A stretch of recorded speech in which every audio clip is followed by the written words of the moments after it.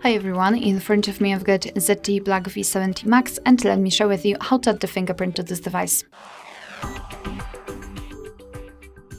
So let's begin with opening the settings, and here in this general list we have to scroll and find security and privacy. Then let's go to the device unlock, and here tap on fingerprint and face unlock. Let's enter the screen lock to confirm and tap on fingerprint. So here we've got the privacy data and overall the information, so just tap on done and tap on register. So now we can start to enroll our finger and basically we've got this animation. We've got the sensor on the power button on the right side of our device. So let me put my finger on it. And start to enroll first of all.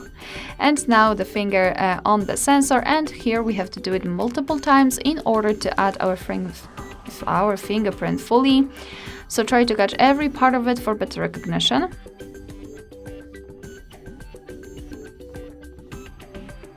Okay. So now the edges.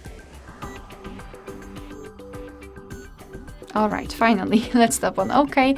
And this is the fingerprint section. This is the fingerprint we just added. We can rename it or remove it, or you can add another fingerprint. As you can see, you can add up to 5 different fingerprints. So here we've got the functions, so we can basically decide for what we want to use our fingerprint for. So unlocking the device, unlocking method. So touch power button while screen is off, or press power button. And to be honest, I think this touch power button is much more comfortable. Access and control apps, private space, and simple touch. Alright, so basically all we have to do right now is to lock our device and check if it is working. So let me put my finger on the sensor, and the device is unblocked, which means that we just successfully added the fingerprint to it. Alright, so that will be all. Thank you so much for watching. Please hit the subscribe button and leave the thumbs up.